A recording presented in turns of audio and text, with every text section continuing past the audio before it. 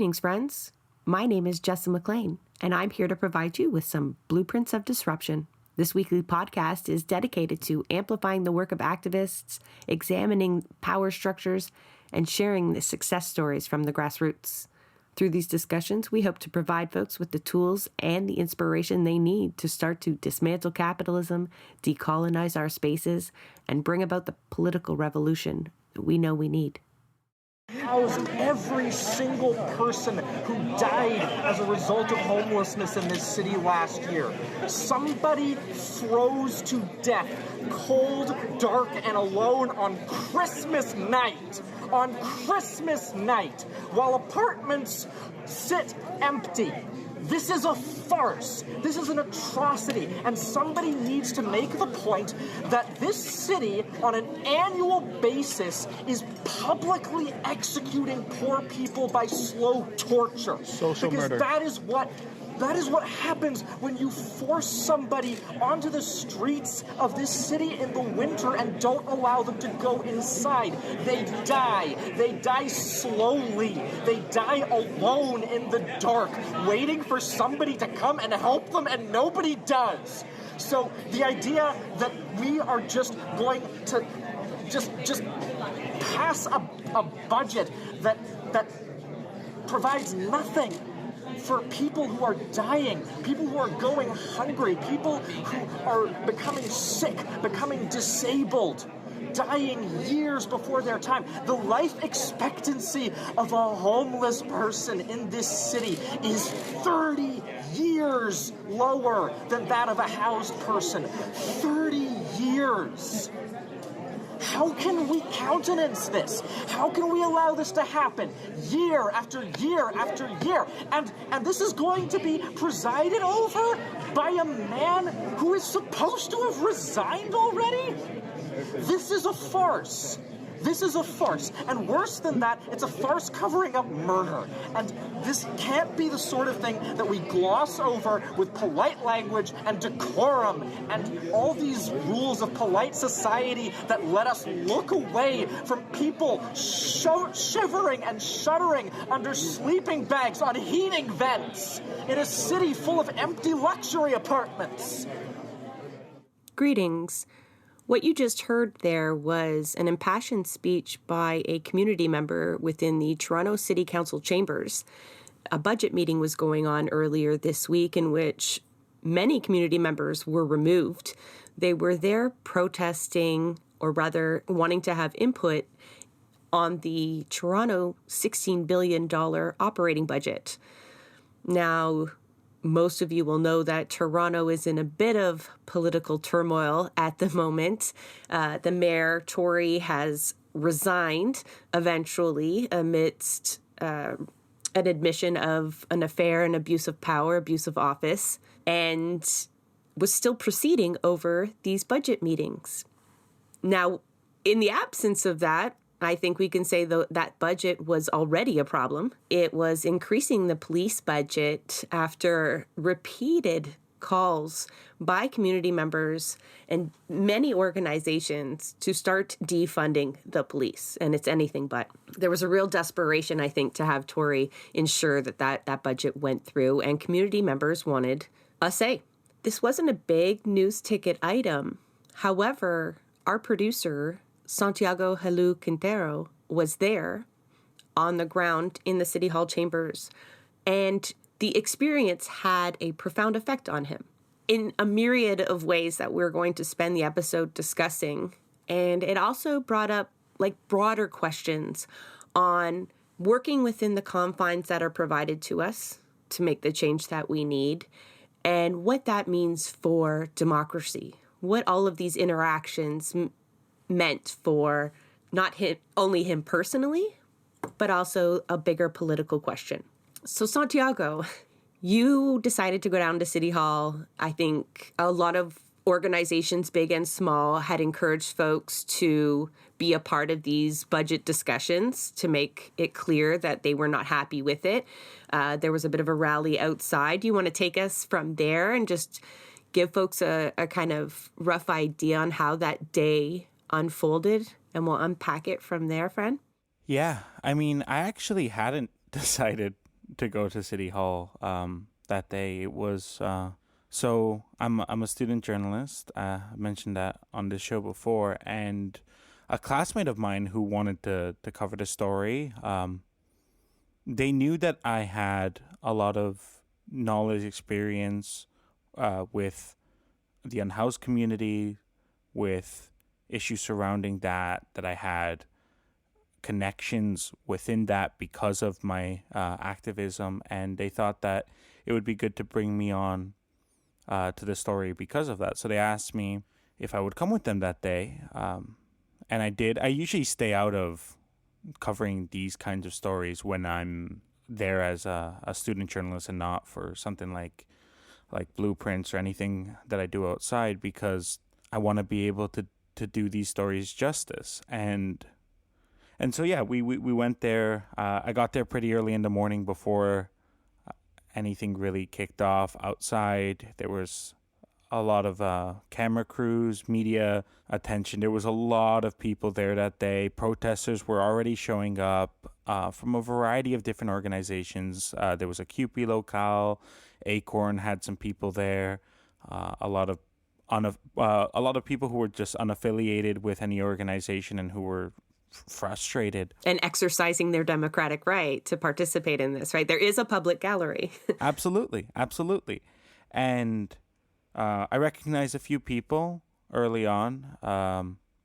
Started talking with them, trying to ask questions, what are you doing here? What is your goal today?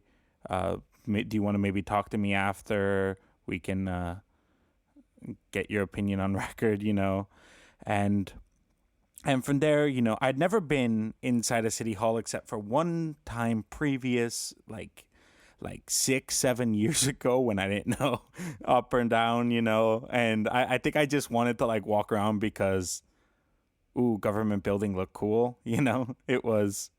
So I had never seriously been in there, but I go up to the Global News journalist and I say, hey, I'm a student journalist. I was just wondering, am I allowed as a student journalist into the press area at the top of the city council? They're like, yeah, absolutely. Just go in, follow other journalists. They'll guide you through this. So go through security. I end up on the second floor outside of John Tory's office. There was a media scrum going on. Of course. Quite an interesting one to run into. I'm sure a lot of people have seen the clips where it was the speaker, forget her name. Frances Nunziata. Yes. And she was essentially giving a lot of arguments as to why Tory should not resign, very much on the lines of Doug Ford scandal. I'm shocked. Yeah. Where she was saying stuff along the lines of, he should take time off. He'll get investigated by Integrity Commissioner. If he gets cleared, he'll come back. Maybe the Integrity Commissioner went to his wedding. Maybe. I mean, it seems like... Yeah. Anyways, and Gord Perks comes up into the scrum at one point, voices his opinions, and this is interesting for me because I've never seen a media scrum before in person. So I was just happy to be there. I was just taking pictures, wasn't saying anything, and then there was a CBC journalist, and I'm like, hey, how do I get up there? And I tell them again, at all times I am identifying, I'm a student journalist, I'm with Humber News. How do I get up there? You don't have any glossy creds on or anything? My fellow students did. I spent a good 40 minutes looking for it in the morning, couldn't find it. I actually did eventually find it. I mean, you can see we're not recording. You really videos, do have one. Yeah, I have one. Media for validation call, it has the name of my professors on it. Yeah, so... In case you get in trouble? No, I mean, not yet, not at that point. But, so, So you're soaking up this media scrum. Soaking it up, it ends, and, meeting's going to start in 5 minutes, and I find my way up with... I just follow the other journalists. The one who I mentioned, who I identified myself to, I just follow them up. End up in the press gallery. Within the chambers? Yes. Were you expecting a show? Honestly, well, I mean, I know how things are, so I expected protests outside.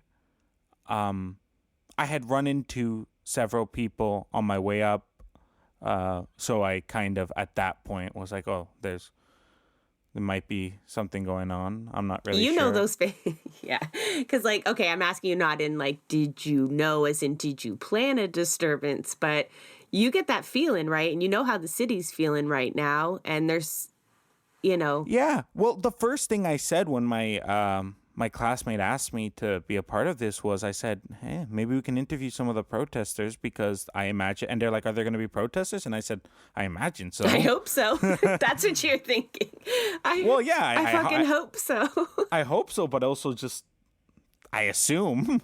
And so we get up there, and right at the beginning, there was a community member who started voicing their concern that they had reached out the previous day asking for accommodations. They're a person with disabilities and wanted. Yeah, they wanted rightfully their accommodations. They got ignored. They voiced that. At first, the speaker tried to kick them out. Then, when it kind of became too much of a show, they provided them the accommodations, and then the person continued to, voice some concerns as one does as a member of a democratic society. Voice your concerns against the government, constitutional rights, and all that. And the session gets suspended, and they kick media out. And I immediately go up to some of the journalists, and I'm like, "Hey, I noticed that we're kicked out, but none of you are leaving. What's up?" Now, here's a question. Did anyone leave? Well, at that was the first one. That was the first one. And not even CBC the Globe and Mail goes live on air, and they're like, okay, and at this moment in time, we are being kicked out of the city council chambers after okay, yeah. very live on air, and right here beside me, security is asking me,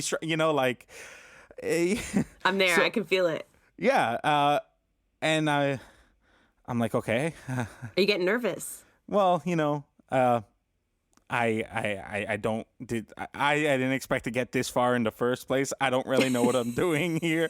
So yeah, we all leave. We go into the hallway, and one of the city councilors. I mentioned their name, but I forget their name. It was, stayed behind. It was one of the not a lefty, but I think one of the liberal ones. I think it's important to make a note here or ask you, why did they remove the media? Yeah, well, whenever they cleared it, they cleared the media. I don't know if that's the usual procedure, but I don't think it should be. Media should be able to... I imagine that it's because they don't want footage of protesters getting forcefully removed. Yeah, this wasn't about removing media for, a closed-door session, right? Like things that need to be confidential as a city does its business. This was a clear precursor to a potential forceful removal of community members. Yes, that was very much how it came across, was we don't want media here for the removal process.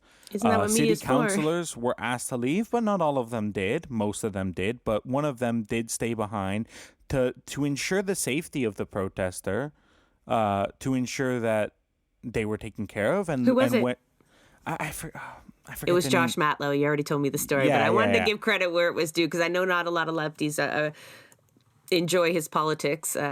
Even rumored to be the next progressive choice. We'll talk about that maybe a little later, but Josh Matlow. Yeah, Josh Matlow. And credit to him, he stayed behind, made sure that things went as safely as possible, that they were not harmed. And when the session later resumed, they made a point of order. I think it was a point of order. I forget my Robert's rules and all that. This is like an NDP convention flashback all over again between challenging the chair for accommodations and getting shouted down.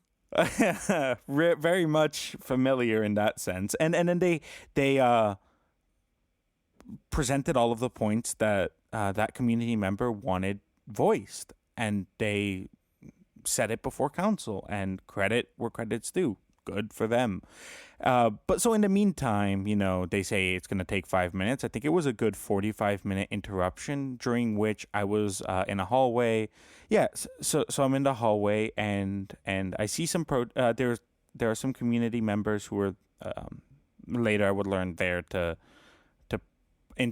protest, and I recognize a few of them, some from the NDP, some from previous protests against police at the encampment evictions, people I know from all over. And then there's Miguel, who I will say is at every protest ever. They know him very well at City Hall and everywhere. It's no secret that Miguel was there. Miguel will always be everywhere.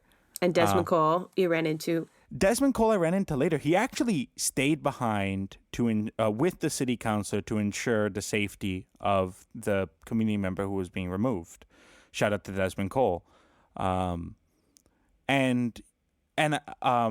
I stay, in the hallway. We're talking, we're chatting. Some of the protesters are in arguments with some of the city staff members, which got entertaining. But at that point, I recognize people, say hi to people.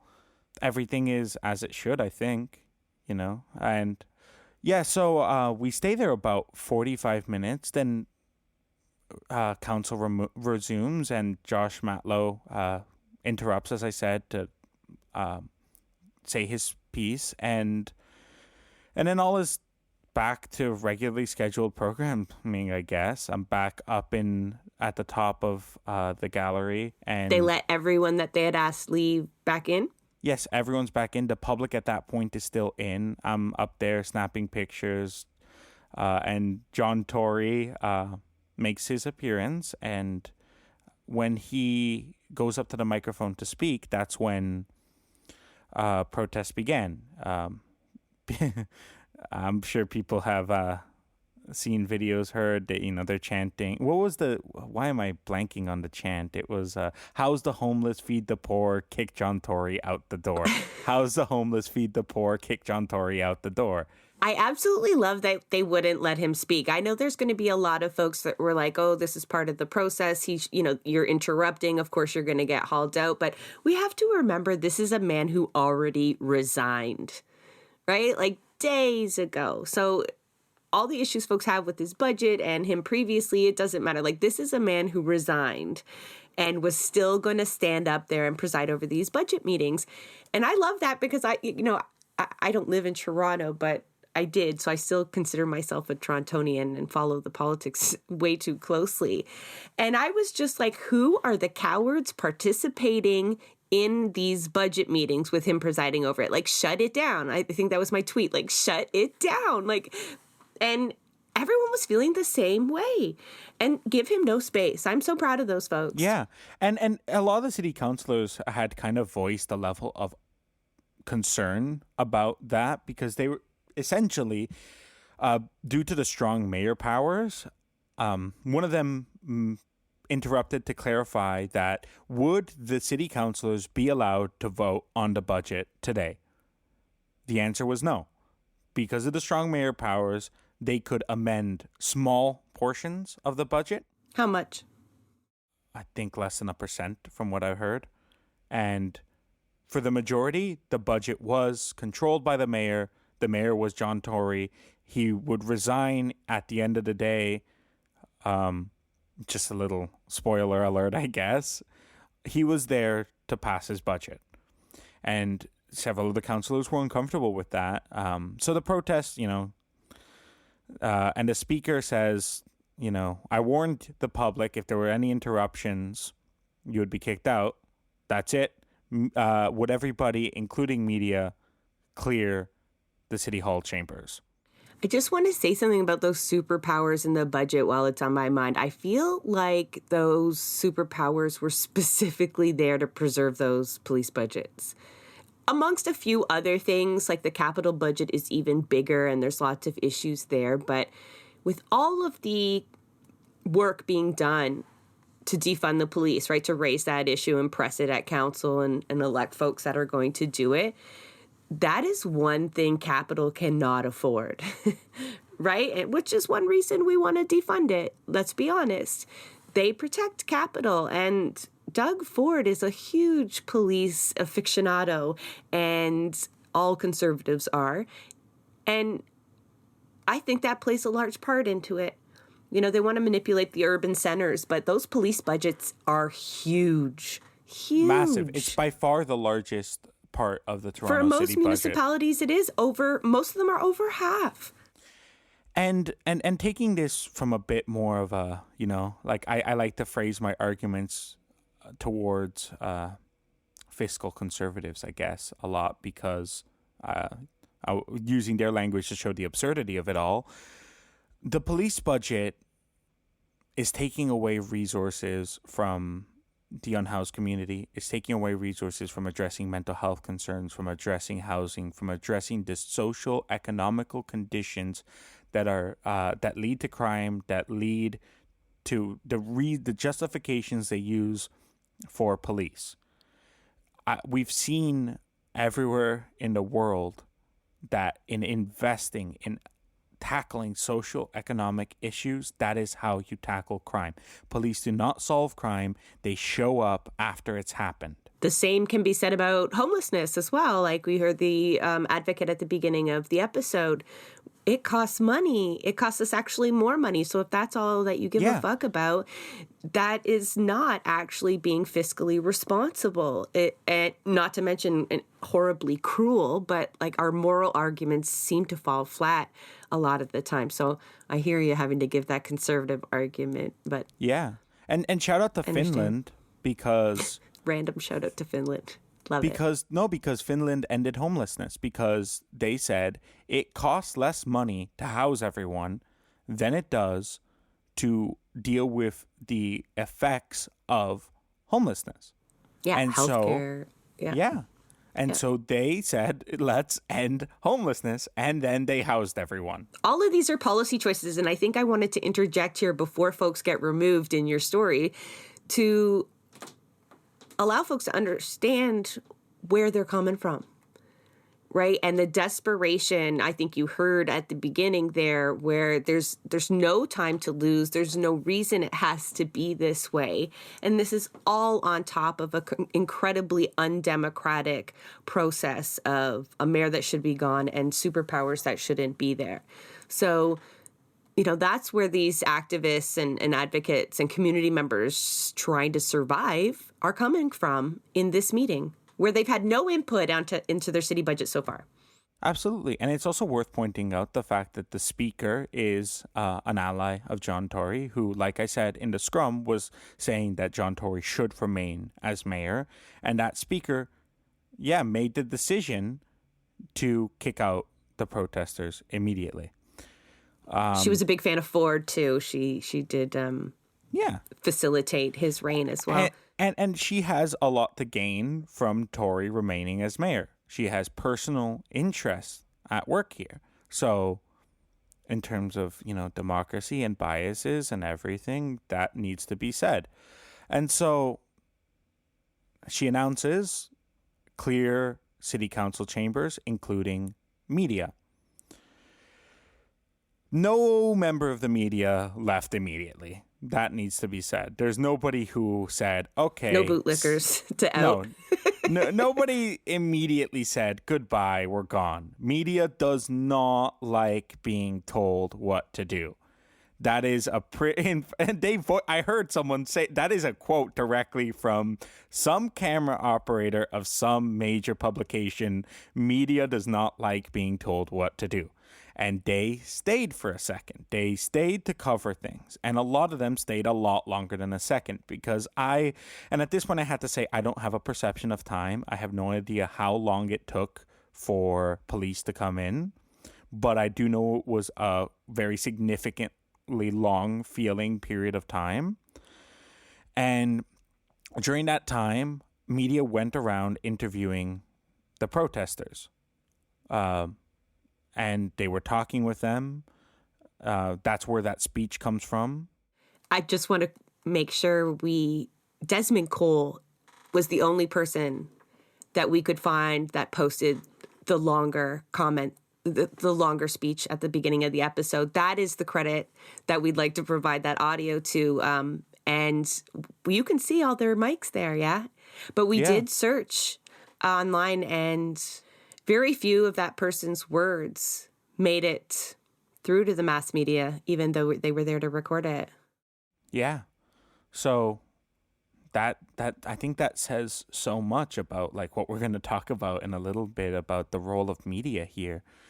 And so at this point, I'm as a student journalist, I'm feeling quite nervous about my place here, and I start talking to a journalist who I didn't know, and I tell them, I'm a student journalist. Media has been asked to leave.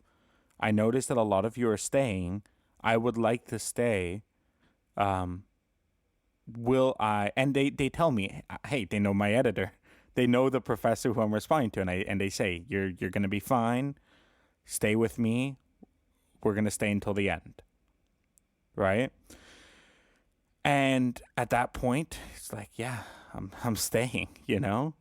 They want media gone because they don't want people to see what is about to happen. And we stay. And I'm far away at one point taking pictures. And at one point, the journalist, he turns to me and he says, no, it's not DSLR time. Right now, pull out your cell phone, press record, and go. You're going to miss a frame. Yeah. And at first I have it held vertically because, you know, I'm not thinking anything. And he's like, no, horizontal, always horizontal. Capture as much as possible. At this point, I am just being guided by this journalist. This journalist knows my editor. This journalist tells me I'm going to be okay. This journalist is giving me instructions. I am following because I am scared in this situation. I'd almost feel more comfortable sitting there with the protesters waiting to get arrested. But as a journalist, I was lost. And I did not know what to do. So I was following the lead. And security comes up to me several times and they say, we've asked you to leave. Please leave. Do they go up to everyone and do this? Or they go up to everyone but they honed in on me. I'm a student journalist. Without any press creds? Yeah, well, they at that point, I was accredited in the sense that I had other students with me. It was very clear who I was, what I was doing. Yeah. And they said, we've asked you to leave. Media has been cleared. Please leave. And I tell them, I will stay until my people leave. And by my people, I'm referring to the journalists. I'm referring to my classmates. That's not what I thought you meant. No. But I point to the journalists. It was clear in that moment. But But in your heart, though, I feel like you meant the other people. I did. I know you're supposed to remain professional, and I might be getting you in more trouble. But when you say my people, and you needed to stay, it wasn't for them, for the journalists. They were giving you cover, you know. You were staying for your people, your community members. Absolutely. I know you were. Absolutely. And I'm so proud of you for staying. And I was, at that point, I accepted all the possible consequences, you know, there. And I got a chance to talk to Desmond Cole there for a second. Someone who, for me, is a big inspiration, is the type of journalist that I have the pleasure of attempting to emulate. You know, you have a label for Desmond, right, as a journalist. Yeah, he's not just specifically Desmond, but activist journalist. That's who I want to be. Me and Desmond, we almost got pepper sprayed together a couple years ago, Division 14, marching through the streets of Toronto. He had a megaphone chanting. I remember Desmond has for a long time been somebody who I admire, and I told him that, and it was a great experience for me. Just, you know, this is who I'm trying to be. This is what I want to do. I'm sticking here.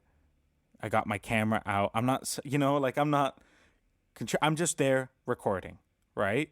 And from there, we get the footage that's up on Blueprints. The only other people who have that footage, who have seen it, are the Toronto Sun, because it was a Toronto Sun journalist who was taking care of me. You probably didn't want to say that at first. I love how you made sure, well, I didn't know who he was when I started talking to him, to my fellow lefties out there. But in the end... I have to say, I have to say it. I have to give credit where credit is due. The Toronto Sun took care of me. However, a point we wanted to make later on, and I guess like now is a good time, there are different rules for different people. Different people can go back to their editor and perhaps get a different response when working outside the confines set for them. You know, I appreciate that he looked out for you, but he may operate under a different set of rules. Yeah. No, but he was pretty chill. You know, he was just like he's not like a high up. I don't believe. I think he might be a sports journalist, to be honest. But he knew Miguel, and he was joking with Miguel, and he was telling me about hanging out in a bar with Miguel. So he had his own personal relationship with some of the community members who were there protesting. You know, something that I do too. You know, I know people there. He knows people there, and he's recording. He gets that footage, and you know, we stayed till the last second. They kick us out. And then he invites me down to the press gallery, to the Toronto Sun room. You know, they're joking, and at that point I'm freaking out. I'm like, man, am I gonna get in trouble? I tell them, I'm like, is my professor going to be angry at me? They said, no, they're not. And I can vouch for you. Tell them I was there with you. They'll remember me. Because there was a little bit of fallout for some folks, some media people related to this incident, right? So Desmond Cole was denied access to Toronto Hall in response for 24 hours. And, you know, when that was tweeted out, there was a few other folks that chimed in that they also had received notice that they were persona non grata for 24 hours at City Hall in relation to being a part of the disturbance. So I just want to provide the audience, like, why would he be in trouble, right? If he was just doing what the other media were doing, or some of the other media, there was pushback on this. And we should be concerned about that, because the only reason, again, they were removing media was to prevent folks from seeing what they needed to see. And I think the footage that we got, like, correct me if I'm wrong, we wouldn't have gotten if everyone had left. No. And at that point, a lot of media had left, but not all the media. And it was important to stay and record that, because that is the role of media. You know, like democracy dies in the darkness. Isn't that like the cover of New York Times or whoever it is? The Fifth Estate, for sure. But I think, like, I'm not in journalism school, but from our discussions, to me, I feel like there's two camps, right? There's two conflicting messages that you keep getting as a student journalist. And I don't, you know, media right across the plate might, that you are there to shed light on things that are happening, but you should be removed from it somehow. Yeah. Like, there should be no real purpose behind it. And that, like, opens a whole can of worms. That ignores inherent bias that's already in media. We were talking about this earlier, like the pro-capital bias that is in media. The heteronormative kind of way we use words is the same way we use words that are pro-capital, anti-worker, ableist, and all of this stuff. That is throughout what we consume in the media. But any kind of progressive lens, I feel like, is when we start hearing, you can't opine on this. That's an opinion piece. And what happened to you? So you covered this. Have you got to write about it? No, because, I mean, the last little bit is, you know, after that, I went back up and I asked the Toronto Sun guy, I'm like, am I going to be allowed back up there? He's like, yes, and if they give you any trouble, we'll talk to them. So we go back up. I'm up at the top. You know, there's no chairs, though, so eventually I get uncomfortable and I go sit with another one of my classmates. And there was another protester, I guess, who managed to get back inside, who was sitting in front of me. At the end of the session, they interrupted, they got kicked out once again. This time it wasn't clear the gallery wasn't the message. The message was, we're taking our regularly scheduled lunch break right now.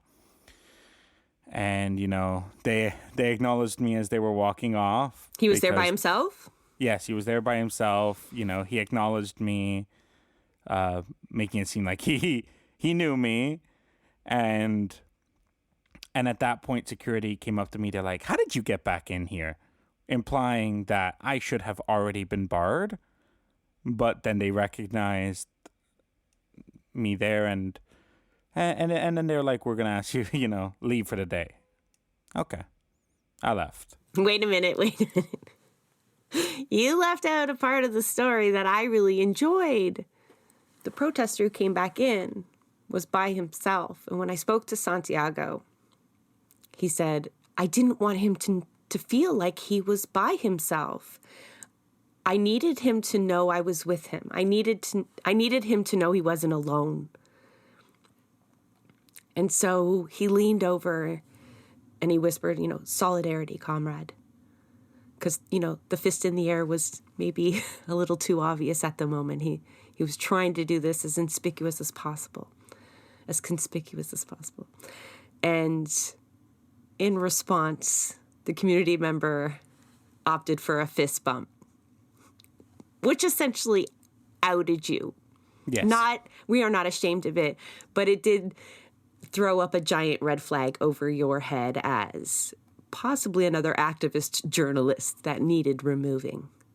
Yes. So that's an important part of the story because I think it speaks to who you are, Santiago, and why you're doing what you're doing, friend. Yeah. And I guess I didn't immediately say that because I'm a little bit worried about the consequences of that, because that was, at that moment, I'd been there for many, many hours. I was emotionally worn down, and I got sick and tired of the happy birthdays and the clapping, and the city councilors just completely failing to acknowledge anything that had gone on. It was a very, for me, dystopian reality of like business as usual. Nothing, that didn't matter. That did not matter. Like, to them, it was like, just move on. And he was the only person who heard me whisper that. He was the only one. And I agree that if I am representing Humber News as an impartial journalist, that was likely a line that I crossed. But that line would prevent me from reporting on the story. That would prevent you from being human. These restrictions that you describe, and as an activist and knowing you, and I am not versed in journalism etiquette. I don't give a fuck about etiquette, right? Like, decorum can go and whatever. Those confines set for you limit what you can do as a journalist and your humanity, especially us, especially neurodivergent people. We wear our emotions out there like you don't know. Like the stereotypes people have, I don't understand, to be honest. And that need to, that feeling of empathy and solidarity that radiates from within, that drives all of this work, does not turn off. Not for a second. No. And it shouldn't, no matter the consequences. And those are the types of folks that we need more of, that do not worry about consequences, personal consequences, when it's coming to the greater good. And that applies to so many things. But to withhold your emotions and your experience from the day, to erase that from the story altogether, is just it's a travesty, honestly. And yeah, and that was it. I never screamed, I never shouted, I wanted to. I didn't. I did. That was it. And then I got an email from my editor essentially saying you're either there as a protester or you're there as a journalist. You can't be both. And that he was like, at this point, I think it would be best if you were removed from this story. And I emailed him like, what about my footage? What about my pictures? I was like, I understand. Can the other students who were there with me use them? He was like, no. You did not tell me that. That is why it was so important for you. Santiago sent me this video. He's like working from a cell phone, running around City Hall, dodging security guards, whatever, And I was like at an appointment running around, but I could feel the urgency. I actually didn't speak to him. It was just through text message. And it was like, you have to get this footage out. And like the intensity just kicked up a notch. I went to every platform I had access to, except I forgot Instagram. I'm sorry. And I just got it out there as fast as possible. My fingers were working too fast because I just knew and I didn't understand. That speaks again so much to your values there that he did not want credit for this. We didn't even want credit. It was like, please, just someone pick this up and use it. That was the sentiment Santiago had, like, get it out there. People need to see it. He was so excited, actually, when another media outlet took it and used it as part of their report.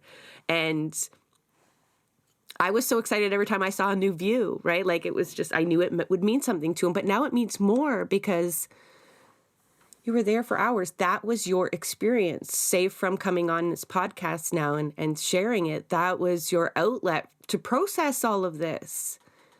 And they were asking you essentially to just keep it in the dark. And that must have felt awful. How did it feel to get removed from the story that you so desperately probably wanted to opine on? I wasn't surprised. I know what the environment is, and I stepped outside the door of City Hall, and everyone had been gone by that point. There was no protest, and I just sat down on a bench by the ice rink. Sat there for like maybe 40 minutes just thinking about everything that happened, what my place was in this industry and as a person. Because I knew where my heart was, it was right there. I think everyone did. That was probably the problem. Yeah, and we love you for it, but yeah. And that's a part of who I am that I've always warned very honestly out there. Every second that I've been at Humber, I've communicated who I am, what I am here for. I am not here to work for the Toronto Star, for CBC, for Globe and Mail, CTV, whoever. I am not here to be an impartial, mainstream journalist. That is not who I am.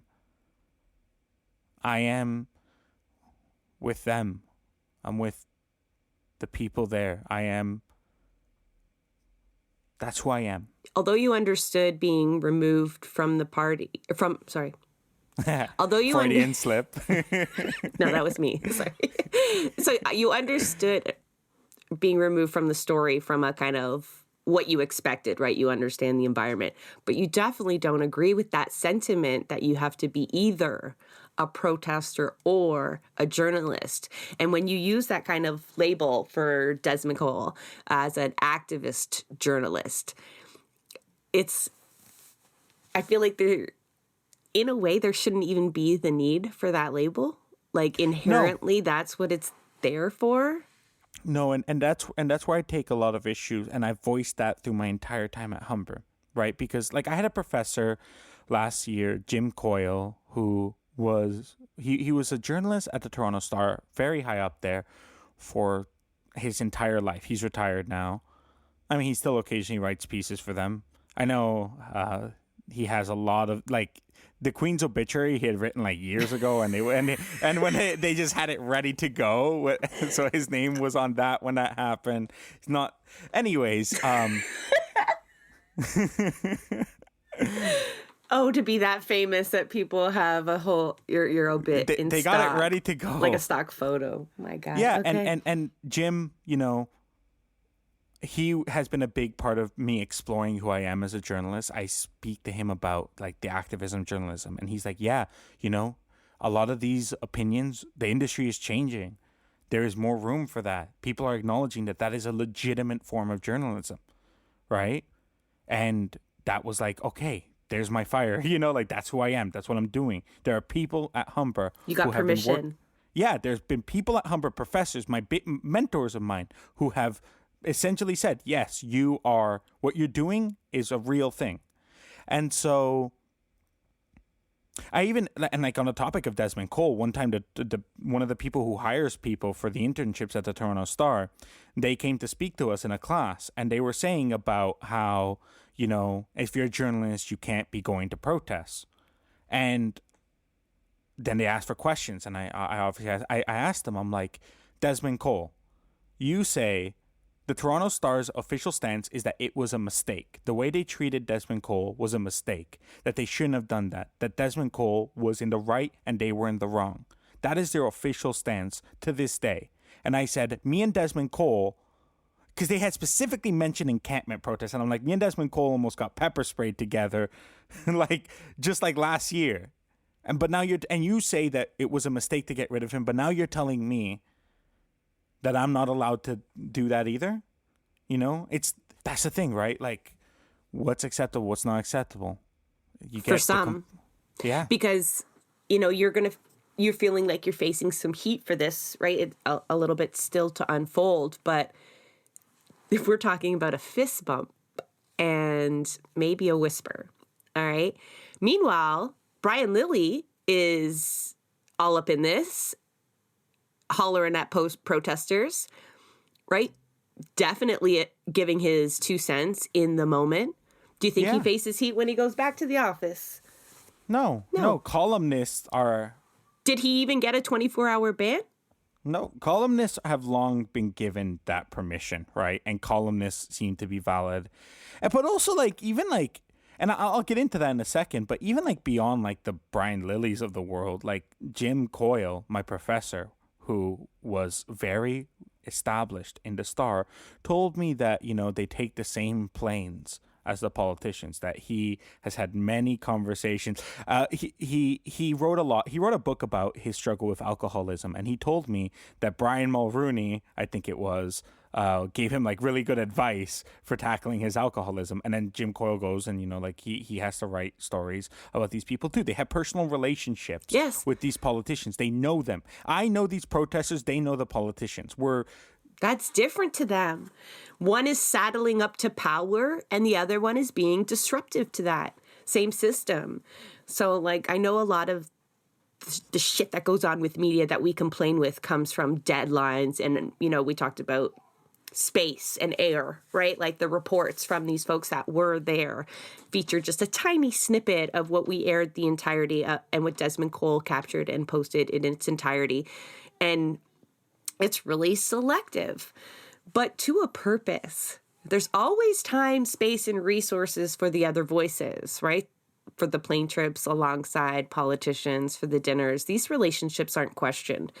But, folks like you or Desmond Cole and other independent media out there are criticized for it. You know what's funny? You know where they draw the line when it comes to stuff like dinners? They draw the line at money. They draw the line at they can't buy you dinner, you can't buy them dinner. As long as there's no exchange of capital goods. But your fist bump, right? That's the thing with the protesters. It's a different story. We don't have any money going between us. We're not, there's none of that. None of that at all. There's no capital goods at all. They see on the left, they see leftists with ideological biases as the same as financial biases, but that only applies to leftists. To be fair, I think protesters also in general face a certain sort of scrutiny. That's why, I've tried my best to avoid calling folks that throughout this, because, one of the comments that I got on Twitter was not everybody went there to actually protest. And you didn't go there to essentially take sides either, but stuff unfolds. People get angry, humans react, and it's within your right to do that. And so folks that were there to voice their opinion were hauled out of there, and the media trying to do their job were hauled out of there. And all of this is just incredibly undemocratic, and it feels like this message that your journalism students are receiving is to prop that up. To step aside when power asks you to step aside, and to turn and look away when things are unfolding. It's such a collapse of democracy, to be honest, and it's so hypocritical, again, for advocates of free speech and whatnot to then turn around and say folks absolutely deserve to get hauled out of there and silenced and whatnot. Yeah. And then what happened to me after? Yeah. Well, I got after that email that I already went over, I got an email from my program coordinator informing me that they, along with another professor who was a accomplished CBC journalist, want to talk to me on Tuesday. Monday's Family Day, so Tuesday, about my, quote, actions while representing Humber News, unquote. See, I wish you had a rabble-rousers press creds there, because I think you represented very well with integrity and determination and principles. And it upsets me that this friction, and let's say it's just a meeting. Let's say it's just voices of discouragement to not do that again.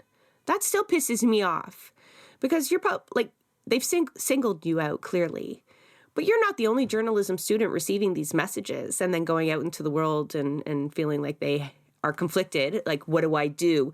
Am I going to get in trouble if I say this or do this from my editor, even though I know it's the right thing?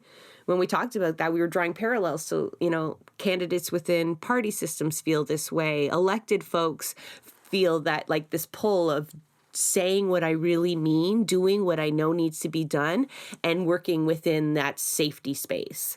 That what my bosses will accept of me, what the public will accept of me, what the media won't have a heyday with. And it's also very restrictive. And it always seems like on our part, right? Like on the part of speaking truth to power. Yeah. And you know that there's no legal definition of a journalist in Canada? Like, journalists don't have any legal special protections. Technically, anyone... I did not know that. No, there's no, you don't get, a certificate that says, hey, you're now allowed to be a journalist. Anyone can be a journalist, technically speaking. Right?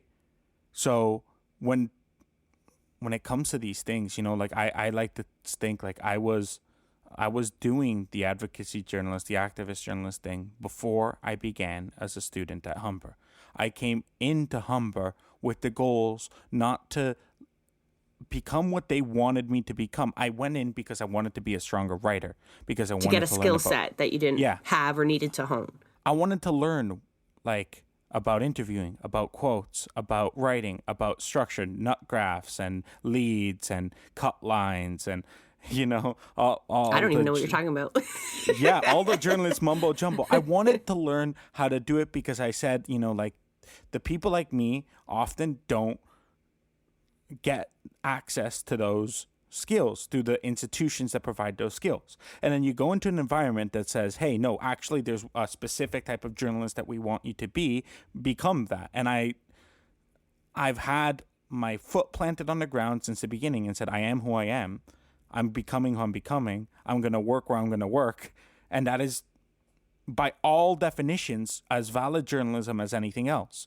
And there can be, it's one of those things where it's you already have a lot of people who are doing the type of journalism that they want. And I get that. And, for people who believe in impartial journalism, there's room for that. There's room for the whole, whatever, the notion of objectivity. I don't personally believe anybody can be objective. And the personal biases get in because even just in choosing what stories get told and what stories don't, that is a bias. There's bias in every single aspect of journalism. I see the type of story. I know because you talk to people, you see who they are as people, and then you see what kind of stories they talk about. And it becomes very clear, right? So there are biases, but I have always believed that as long as I'm honest about who I am, about what I'm believing, I'm not pretending to be impartial. I'm saying, these are my biases, this is how I believe, and this is how it's affecting my work. And then I go and I do the work. I think that's as fair as anything else. And so now, I've just been in the aftermath of this all. I've been stressed out, not sleeping enough, and that pisses me off because I'll be okay, I'll handle it. But what about, I'm 24, I've been in school for quite a while now. I was in music for 5 years before I went into journalism, and I had been an activist already. a lot of organizing experience, many campaigns. So I'm coming to this already with, quite a solid idea. But what about the 17-year-old who is still figuring out what they want to do, and they're being told you have one option and you have to become this type of journalist and this is what we want. And then that's the type of, and then like you see the type of people who even then end up getting the jobs, who they hire, who they don't hire, and that's how you end up with the media that we have. It's like so many of the systems out there, right? Like you play by the rules, you are rewarded with proxy to power, but you are entirely ineffective. You become entirely ineffective when you just completely work within those kinds of confines. And you like started off by making it sound so easy. Like I put my foot down and this is I've been clear from the beginning and fought back. But 100%, there's younger people out there, people that are still finding themselves, people that don't need this kind of pushback because it's going to push them right down, right? You mentioned somebody that had been deterred from journalism altogether from this kind of messaging. People we need out, the kind of people that we need telling stories. For a long time, for example, security at Humber wouldn't let people record on Humber without a 2 weeks notice. A ridiculous law, but to exist to protect the capital interests of Humber College, which there are many. And so they got kicked out by security. Eventually, the Canadian Association of Journalists, they came firing. A lot of the mainstream publications were talking about this event. But that was enough to push this person out of journalism completely. They were done with it. And I've known other people who, there's so many people who drop out. And it's not the people who conform absolutely, You have to exist in this space and sacrifice who you are for 3 years to get that piece of paper. And if you don't conform, it's stressful. It is. And there's certain pressure for you to get that piece of paper, even though clearly the skill set you need a lot of it will be obtained on the ground, right? Like you told me so many lessons you just learned from your Toronto Stun buddy at City Hall, and I think back when I was in university and I took political science, and sure, I learned a lot of textbook stuff and had great, but the most I learned was through student organizing against the institution itself, whether that be for the workers striking or to divest from weapons or whatever, like going up against the rules. I learned far more. So I want to ask you to close this out here. At the beginning, I said it profoundly impacted you. I feel like your resolve has been strengthened. Now, this isn't to erase the anxiety that you have and the resistance that you're facing. Do you feel that way, or are you more wary now of your actions? Like, how will you act next time you go to City Hall? Next time I go to City Hall, it won't be for Humber News. And I don't even know if they'll let me into the door, but I know that I'll reach out to Desmond Cole and say, hey, how do I do this? Desmond, if you're listening. There's nothing that they can do to take away my fire, but they can hurt me. And they have hurt me. Because throughout the story I mentioned, I spent the entire time talking to established journalists. I did my due diligence. At all points in time, I made sure it was okay for me to be where I was. And yes, I have a personal connection to several of the people who were there. I could not have foreseen that coming. I don't think that is enough for me to get into any sorts of trouble at Humber. But that's where I'm at. And it pisses me off because what about the next person? I can take it. What about the next person? It's not fair. And I just want to get out. That's where I'm at right now. I want to get out. I don't want to be there. I don't want to be in that space. I learned the skills. At this point, they've dropped teaching me. They don't teach me anything anymore. They just give me assignments. It's the practice. It's unpaid labor. No, it's worse than that. I'm paying them to do labor for them, to run their media networks. I'm paying for that. I understand that, like, if a journalist working for the Toronto Sun or a Star, working for the Toronto Star gets told they can't do something it fucking sucks. But under capitalism, the financial interests are, there's consequences. You do this, you don't get paid, and that limits people. Here, I'm the one paying them, and then they're not even teaching me. I feel like if I was to walk out of the door tomorrow and start doing the thing, I would learn more on the ground than I would ever learn in their classrooms anymore. This whole semester, there's no lectures. There's no talking about different scenarios and different things. No, I walk in, they say, here's your assignment. It's due within a week. Go. And that's for every single class. And the students are burnt out. There was a meeting yesterday. I couldn't go because I was so burnt out over this. But there was a meeting talking about the workload where students are like, we can't do this. We can't handle this. They're not teaching us. They just give us stuff to do. They don't inspire us. Jim Coyle, shout out to Jim Coyle. I miss that man every goddamn day of my life. Jim Coyle would inspire us.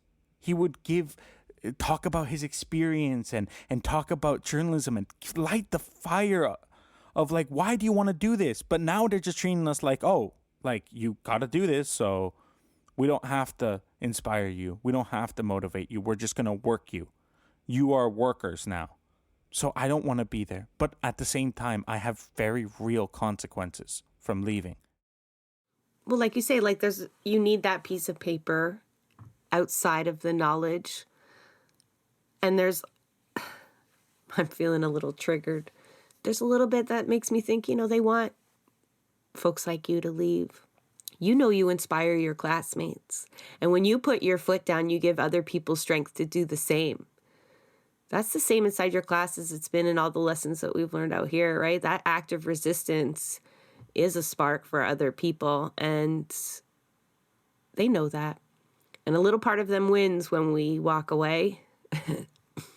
But I want to tell you that whether activism journalism is a fucking thing or not, whether or not you knew every single person and knew exactly what they would likely do at City Hall, because that's what should be done. That's what you advocate for all this time on Blueprints of Disruption.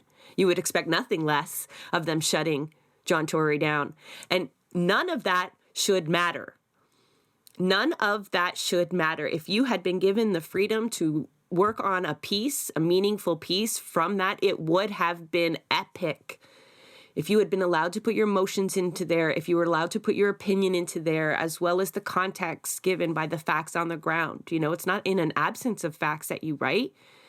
It accompanies this. And all of that should not matter to them. It may, if, we're talking about a set of rules and guidelines, but it should not. And you know that. And that's why it hurts so bad. You shouldn't have to sit here and justify that. No. And I want to take a mention to throw it back to a previous episode. The conversation we had with Kevin from the Hoser, where, and this is the example of, I'm going to give of why biases are necessary, right? Division 14, Lamport Stadium encampment eviction. No media network gave that proper coverage. None of them talked to the people on the ground. None of them got the real story. They just said violence breaks out against police, yada, yada, yada, Kevin stayed there. He talked to people. He was there all day. He got the stories. And you know what? It wasn't an opinion piece. It was real, good journalism. It's out there. And that's the benefit of these biases, is you stay, you talk to people, they trust you. But there's also a fight to be had. There is a fight to be had, and you're playing in it. You can't remove yourself from it.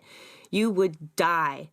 And I say that as it comes out of my mouth, it sounds so harsh, but I know because when I remove myself from the fight for any reason, absolutely, it's painful.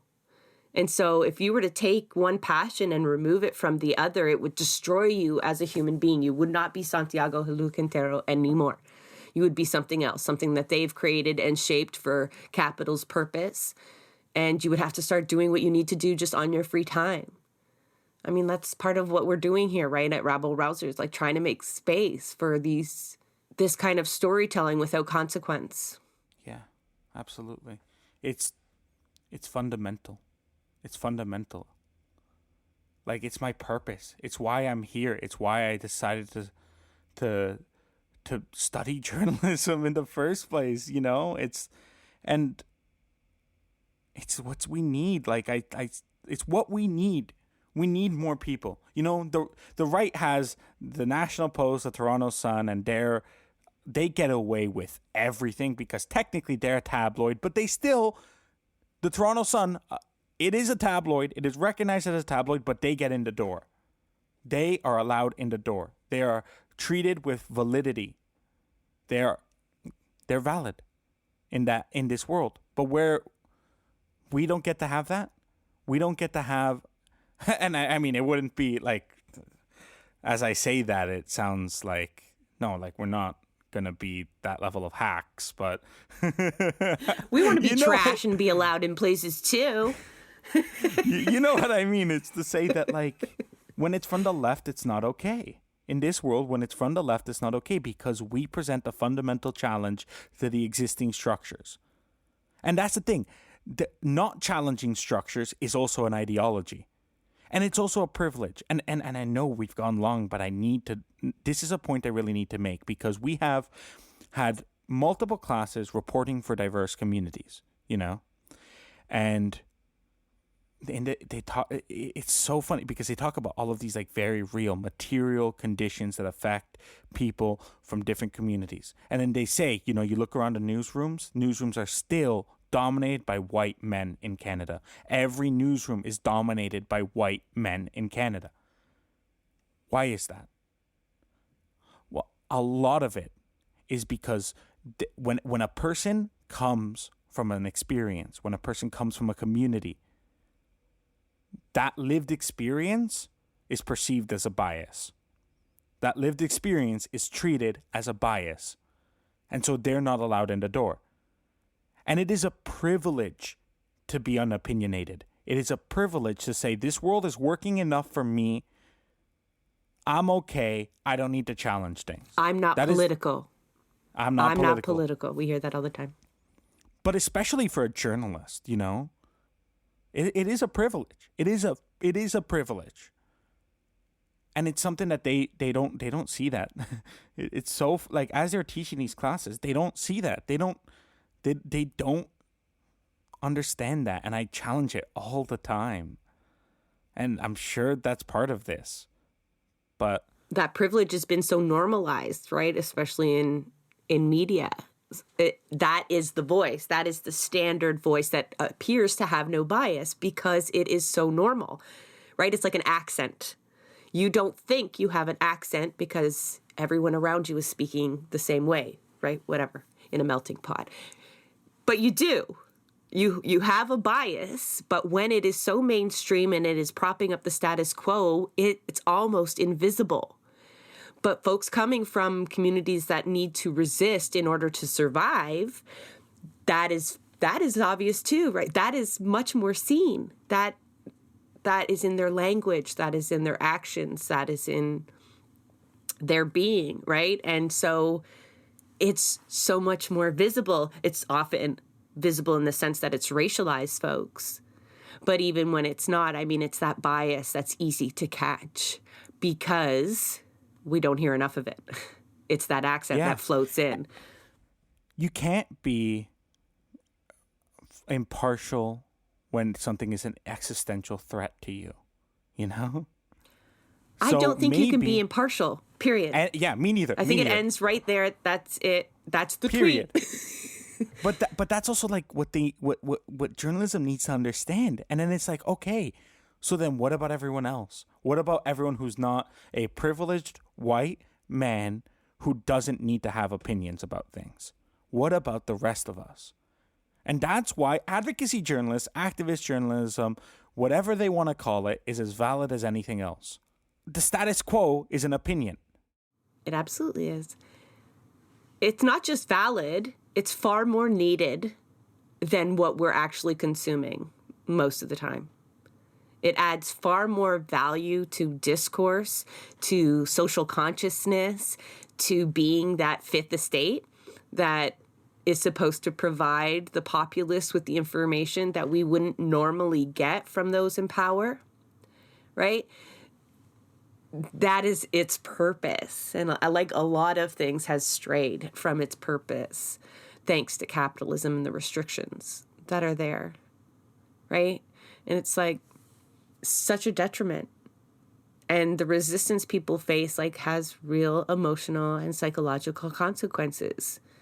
It's like there hasn't been one person on our show that, and this isn't to minimize your experience, that doesn't feel resistance way too often.